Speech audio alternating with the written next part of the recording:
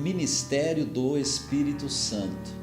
Esse é o tema que nós desenvolvemos nessa palavra de hoje, que você vai ter acesso aí à segunda metade, né? Qual é o agir do Espírito Santo na vida das pessoas, como que o Espírito Santo age, como que ele trabalha nas nossas vidas, por que é que o Espírito Santo veio, né? E então você vai entender sobre esse tema, e daqui a pouco eu vou voltar para a gente ter o nosso momento de oração. Você vai ter nossas chamadas, e eu peço que você esteja conosco até o final do nosso programa. Eu tenho certeza que Deus vai abençoar muito a sua vida. Abra seu coração, né? Convide pessoas do seu convívio, de repente ligue para alguém e fale: olha, está começando aqui um programa, né, que pode nos abençoar muito. Eu tenho certeza que sim, que pode, né? E aí vamos assistir, e no final a gente volta para o nosso momento de oração. Até daqui a pouco.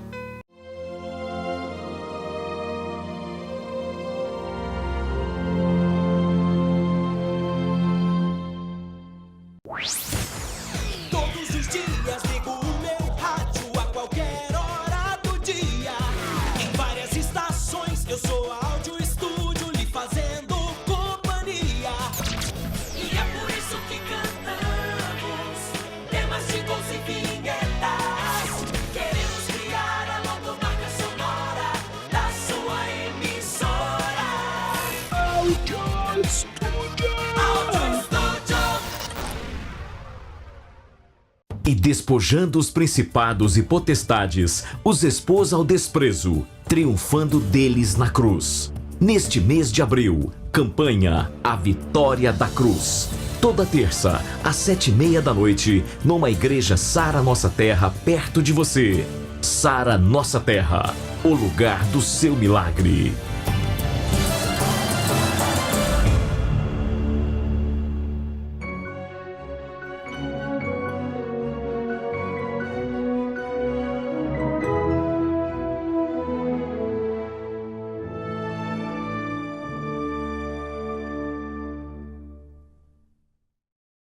Oração é o pulmão da igreja. Querido, nossa nação está passando por um momento difícil, isso não é novidade.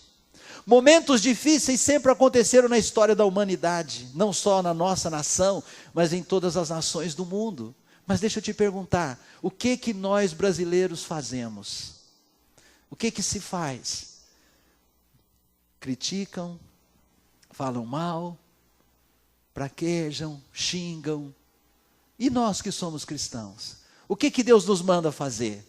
A Bíblia fala em Romanos capítulo 13, que nós devemos orar pelas autoridades, orar pelos prefeitos, pelos vereadores, orar pelos governadores, deputados estaduais, federais, senadores, presidentes, ministros. Devemos orar.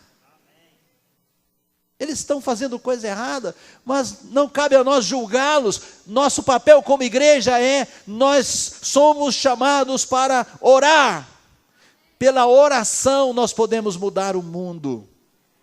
Amém ou não amém? Com críticas nós não mudamos nada. Pela oração nós mudamos a história de filhos. Nós mudamos o nosso casamento. Pela oração nós mudamos a nossa vida financeira. Pela oração nós mudamos muita coisa. Mas com críticas, apontando o dedo, julgando, nós não mudamos nada, querido. Nós não mudamos ninguém. Amados, eu quero que você entenda algo. A vinda do Espírito Santo, naquele dia do Pentecoste, ela causou admiração na vida de muitos que estavam ali em Jerusalém. Se você ler o capítulo 2 todo, eu só li os 4 primeiros versículos. Mas se você ler o capítulo 2 todo, na terça-feira eu li aqui vários versículos. Você vai ver que muitos judeus de outras nações estavam ali, porque era a semana da Páscoa. Era semana muito importante para o judeu. E o judeu do mundo inteiro saía e ia para Jerusalém. Então tinha judeus ali de tudo quanto é parte. Muitos admiraram, falaram: o que está acontecendo? O que é isso? Era uma novidade, nunca antes tinha acontecido aquilo. Mas a Bíblia diz também que alguns zombaram, muitos criticaram, falaram que eles estavam bêbados. Esses homens estão embriagados, falando em línguas, isso é bebedice, embriagaram. Mas eu quero dizer algo para você, para nós hoje, para você que é povo de Deus, a vinda do Espírito Santo A vinda do Espírito Santo, ela tem um significado muito grande. E nós não podemos abrir mão de ter o Espírito Santo preenchendo tudo na nossa vida. Preenchendo a nossa mente, os nossos pensamentos, preenchendo as nossas emoções, preenchendo todo o nosso ser. Nós não podemos viver uma vida plena, uma vida de plenitude sem o Espírito Santo. Se você não está cheio do Espírito Santo, querido, você jamais vai viver uma vida de plenitude. Você não vai experimentar o melhor de Deus. Você não vai experimentar os milagres de Deus, a não ser que você esteja cheio do Espírito Santo. Você não vai experimentar uma vida vitoriosa sobre a carne, sobre o pecado, sobre os pensamentos, sobre as ansiedades, sobre as angústias, sobre as enfermidades, a não ser que você esteja cheio do Espírito Santo. A chave é encher-se do Espírito Santo de Deus.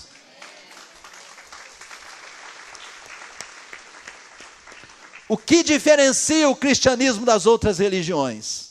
A única religião que você tem Deus habitando no seu coração é no cristianismo. Nenhuma outra religião tem isso. Todas as outras são regras, conceitos, valores. Tem valores até bonitos, mas são tudo coisas do homem. Coisas montadas por homem. Agora, a Bíblia fala, quando uma pessoa é batizada no Espírito Santo, tem uma evidência, tem um sinal, que é o falar em línguas. O versículo 4, olha novamente, de Atos capítulo 2, diz assim: todos ficaram cheios do Espírito Santo e passaram a falar em outras línguas, segundo o Espírito lhes concedia que falassem. Então, o falar em línguas é uma evidência do batismo com o Espírito Santo de Deus. Note que eu estou dizendo que é uma evidência, não é a única. O falar em línguas é um sinal exterior, visível, de que você recebeu o Espírito Santo, mas não é o único. Paulo explica isso. Em 1 aos Coríntios, capítulo 14, e eu quero que você acompanhe comigo, Paulo explica o falar em línguas. Para que nós falamos em línguas? Por que falar em línguas? Versículo 1, 1 Coríntios capítulo 14, verso 1, eu vou ler até o 4. Diz assim: segui o amor e procurai com zelo os dons espirituais, mas principalmente que profetizeis. Fala comigo assim, profetizar. Então ele está dizendo, olha, o incentivo de Deus aí, através do apóstolo Paulo, procura com zelo os dons espirituais, mas principalmente o dom de profecia. Verso 2. Pois quem fala em outra língua, não fala a homens, senão a Deus. Falar em línguas fala a quem? Deus. Visto que ninguém o entende, e em espírito fala mistérios. Quando você está falando em línguas, nem você sabe o que você está falando. Você está falando a língua do céu. Você está falando para Deus. É isso que Paulo está dizendo aqui. Fala para Deus, visto que ninguém entende. Se eu começar a conversar com você aqui em outras línguas, vai, rabachacatabalabarachaia. O que foi, bispo? Rabalacantalabalaya. O que é mesmo, bispo? Shiracantalabaia. Ele vai falar assim, bispo, o que você está querendo falar para mim? Mas se ele estiver antenado no Espírito, talvez ele até entenda alguma coisa, né? Mas se eu for falar com uma pessoa que não conhece Jesus e vou falando em línguas com ela, ela vai falar, é doido, doidão. Mas quando eu estou falando com Deus em oração, os anjos entendem, o céu entende, Deus sabe, o Espírito Santo sabe. Glória a Deus. Seguindo aqui, olha, versículo 3. Mas o que profetiza, é o que ele falou que é melhor buscar o dom de profecia, né? Fala aos homens, edificando, exortando e consolando. Uma pausa aqui, eu quero que você entenda isso aqui. A profecia não é aquela profecia mística. O que Paulo está falando aqui não é aquela profecia mística assim. Vou pegar o Rivair de novo, tá, Rivair? Rivair, assim diz o Senhor, amanhã vai acontecer tal coisa na sua vida. Todo mundo quer isso. Todo mundo gosta disso. Que alguém dê a receita do bolo para nós. Minha irmã, eu sei que você quer casar. E eu sei que você está orando.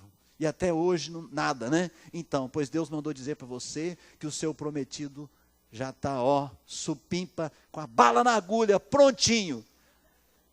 Ela vai ficar assim, quem que é, pastor? Quem que é, pastor? Que todo mundo quer a receita do bolo, prontinha. Ninguém quer, né, se gastar buscando. Mas aí que entra. Quando você profetiza, a profecia que você vai falar para as pessoas não é essa. Ele fala que, olha, profetiza edificando, exortando e consolando. Meu querido, eu quero falar para você que Deus te ama. Deus tem um propósito para a sua vida. Eu quero profetizar na sua vida o amor de Deus. Eu quero declarar que você vai crescer, tudo vai dar certo. Você vai conseguir o namorado que você quer. Você vai conseguir aquele emprego que você quer. Fica firme em Deus, serve ao Senhor, busca ao Senhor em primeiro lugar, que o mais Ele fará na tua vida. Amém ou não? Agora veja o versículo 4.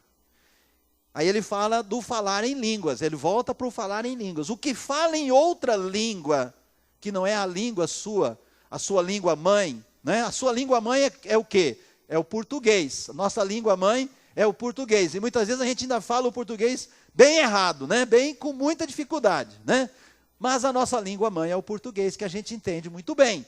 Agora, ele fala assim, o que fala em outra língua, sem ser a sua língua mãe, a si mesmo se edifica. A si mesmo se edifica. O que profetiza, edifica a igreja. Quando você fala em línguas, você está edificando a si mesmo. É uma forma de oração. É você se dirigir a Deus. Agora, ele está falando aqui que você edifica a si mesmo. Você edifica o seu espírito. O que significa edificar o seu espírito? E é isso que eu quero falar com você. A palavra edificação, que vem aqui de edificar, essa palavra ela é derivada da palavra edifício. Edifício. E ela significa uma construção massiva e magnífica. Edificar, então, querido, é construir um edifício forte e belo. É construir uma vida fundada, firmada, na rocha, na verdade, na palavra de Deus. Uma vida que vai florescer, que vai romper, que vai prevalecer sobre todas as coisas. Vai vencer tudo nessa vida, amém ou não? Quando você ora em línguas, você está erguendo uma superestrutura. Você está entrando numa operação divina, uma operação de Deus dentro do seu espírito, a fim de acomodar a unção de Deus na sua vida e qualificar você para o chamado divino, para o chamado de Deus. Porque para responder ao chamado de Deus, nós temos que nos qualificar. E nos qualificamos pelo Espírito Santo. Quero ouvir um amém. Entenda uma coisa, querido, Deus, Ele nunca intentou que tivéssemos uma vida nessa terra de futilidade e de frustração. Quantas frustrações nós enfrentamos, quantas futilidades vêm na nossa vida, mas isso nunca foi propósito de Deus, quero dizer isso para você. E é por isso que Jesus nos envia o Espírito Santo. Ele falou, eu vou enviar o Consolador. E ele diz lá em João capítulo 14, versículo 18, que ele não nos deixaria órfãos. Ele falou para os discípulos, eu não vou deixar vocês órfãos. Vocês não vão ficar órfãos. E eu quero dizer para você, meu irmão, você não está órfão. Amém ou não?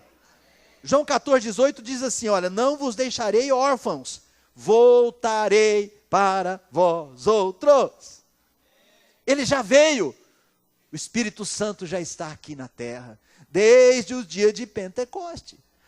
E ele veio para quê? para nos revelar os mistérios de Cristo e para nos ajudar no nosso processo de mudança interior que nós precisamos que aconteça na nossa vida.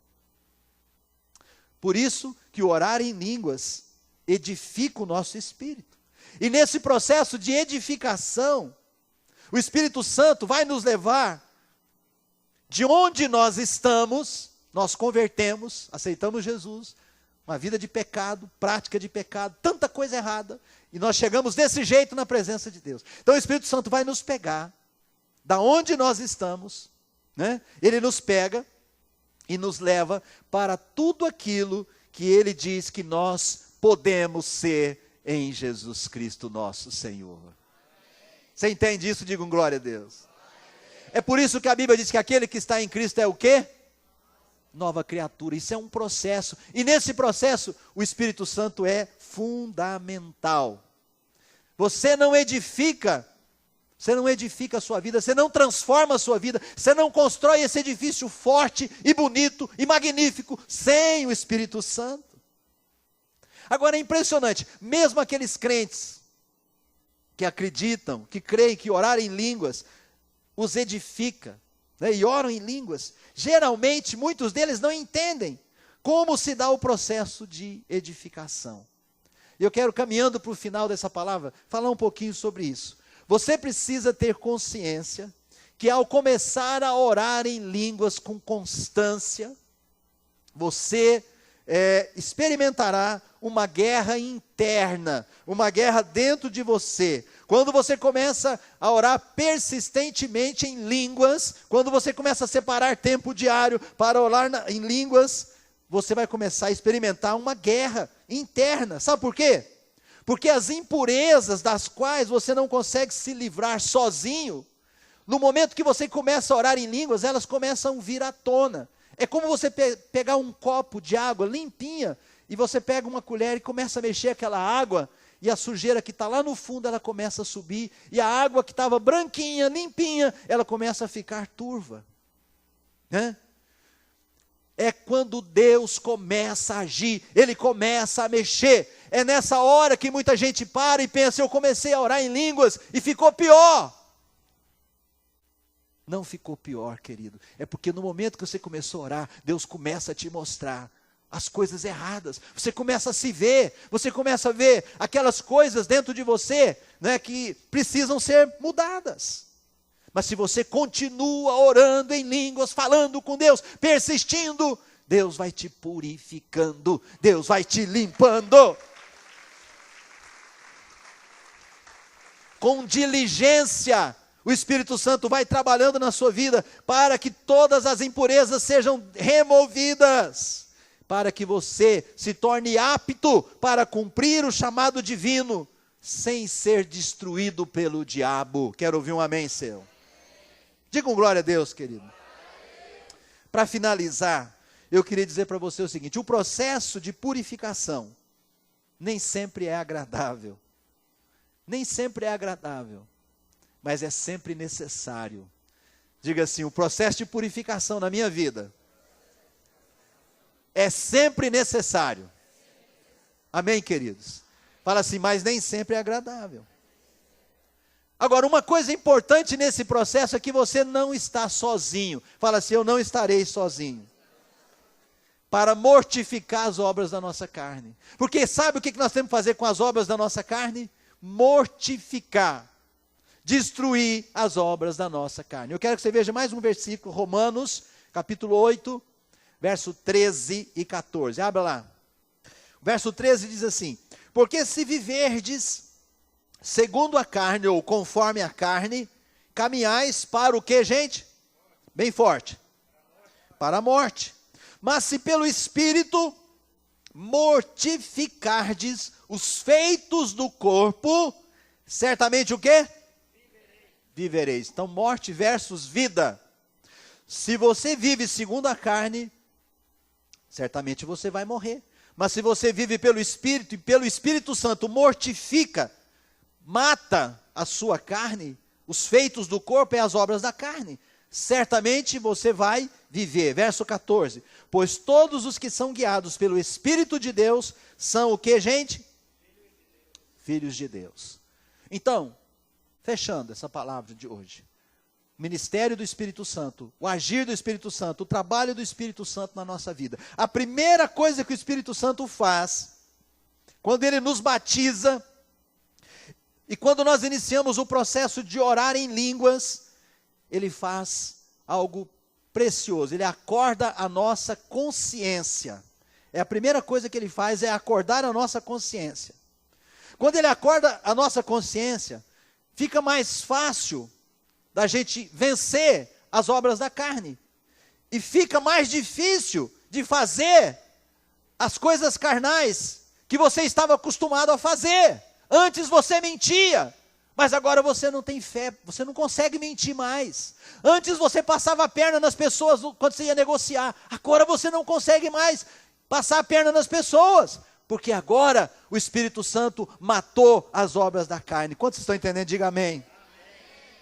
Quando o Espírito Santo acorda a sua consciência para alguma coisa que você está fazendo de errado, isso significa que ele está lá com poder para fazer aquilo morrer na sua vida. É o poder dele. Você perceba que há uma parte nossa, orar, buscar, orar intensamente, continuar orando, orar em línguas, buscar, primeiro você busca o batismo do Espírito Santo, ser cheio do Espírito Santo, ora, persevera em línguas, e o Espírito Santo começa a trabalhar na sua vida, e ele vai purificando você. Quando você acrescenta fé àquilo que o Espírito Santo te mostra, e quando você começa a resistir ao erro, e quando você começa a tomar decisões de dizer, eu não vou fazer mais isso, eu não vou fazer mais aquilo, eu não vou fazer mais aquilo outro, o Espírito Santo te dá força, o poder de Deus vem na tua vida, o poder de Deus vem na tua decisão. Quantos entendem? Diga amém. O poder de Deus vem na tua decisão. Se você não decidir nada, o Espírito Santo não pode te ajudar em nada, meu irmão. Mas quando você decide, o poder de Deus vem e ele te purifica daquilo. Isso é edificação. É isso que ele fala lá. Né? Que o Espírito, falar em línguas é para a nossa edificação. Então, só para concluir, ninguém consegue mudar sozinho. Às vezes as pessoas querem mudar apenas com a força da vontade. Elas dizem, não pecarei mais, não vou pecar mais. Elas rilham o dente e falam, não vou pecar mais, a partir de hoje, né? Mas elas estão dependendo apenas da força da vontade delas. E mesmo tentando ao máximo, elas não conseguem. Elas não dão conta de quebrar aquele hábito carnal, que é um hábito de, às vezes, meses e anos. Por outro lado, a mortificação do Espírito Santo é um processo onde o Espírito Santo se levanta dentro de você, dentro da pessoa, para destruir as amarras da carne sobre a vida daquela pessoa. Você entende a diferença, querido? É o Espírito Santo que se levanta. Então, em vez da pessoa ser dominada pelo pecado, a pessoa ganha domínio sobre o pecado pelo poder do Espírito Santo de Deus. Digam glória a Deus bem forte. Aplauda ao Senhor, por favor, aplauda a Deus.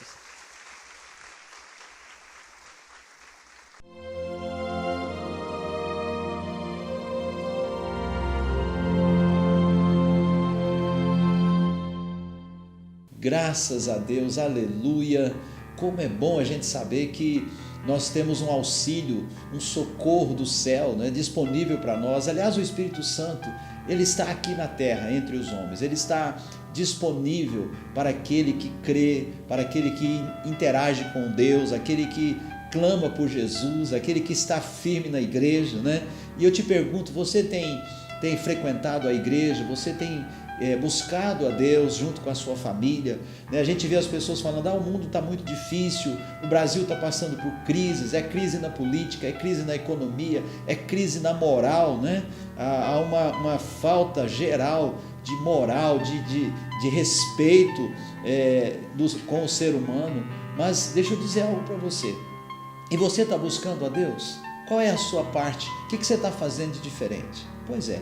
Então vamos buscar a Deus, vamos clamar a Deus. E eu te convido agora, aliás, para o nosso momento de oração. Vamos orar por nós, vamos orar pelos nossos amigos, vamos orar pelo nosso Brasil, né? Porque Deus pode fazer muita transformação na nossa nação. Vamos orar? É momento de oração.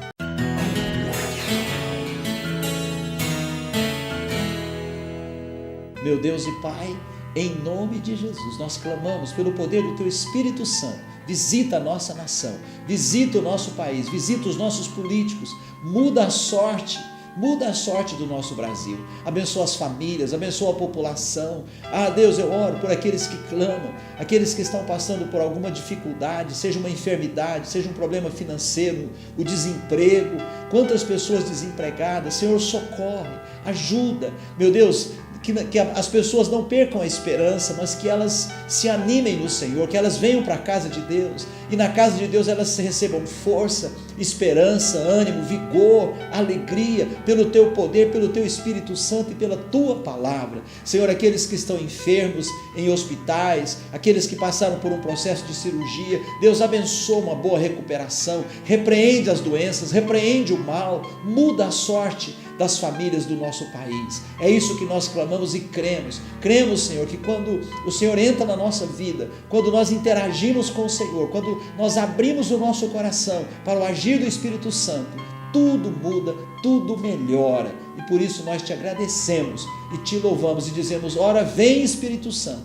vem sobre as nossas vidas, vem sobre as nossas casas, vem sobre os nossos filhos, vem sobre nós. E nós já te agradecemos e recebemos os teus milagres, em nome de Jesus. Amém e amém. E graças a Deus, receba aí pela fé, né, o seu milagre, a sua bênção. Vamos crer por um Brasil melhor, não perca a sua esperança, né? A esperança, ela é muito importante, ela tem que ser renovada todos os dias, mesmo no meio das dificuldades.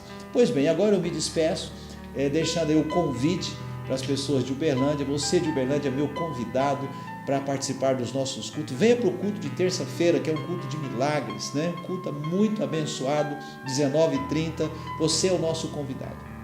Fiquem todos com Deus, um grande abraço e até o nosso próximo programa ou aqui na nossa igreja.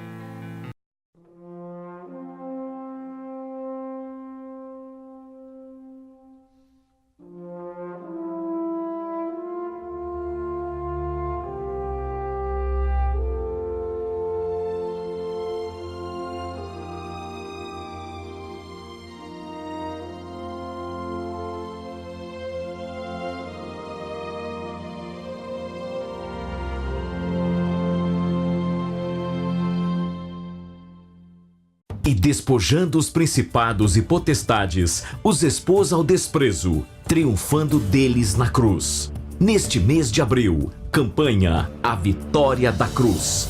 Toda terça, às 7h30 da noite, numa igreja Sara Nossa Terra, perto de você.